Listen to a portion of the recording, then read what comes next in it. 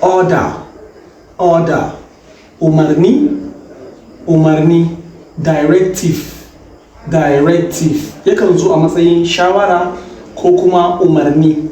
Ana ba mutum directive, yi kaza, yana kan zo a matsayin shawara ko umarni.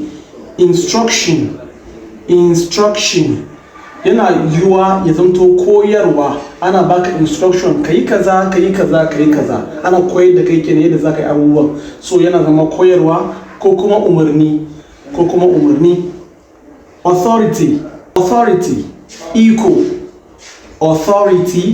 iko.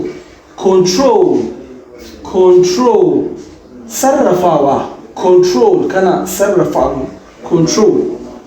Commandment shine dokoki ko kuma hukunci. Wannan shine zaura mu koyi turanci gaba daya. Ni ne naku dan uwa Aliyu Ridwan wanda ke kara mana turanci a da kullum. Barka da Juma'a, sai mun sake haduwa a video na gaba. Da fatan kun ji dadin wannan video, don haka ku taba mana like, ku follow wannan page sa'annan kuma ku share mana wannan video saboda video ta yi sama. Sai mun sake haduwa wani video. Bye bye.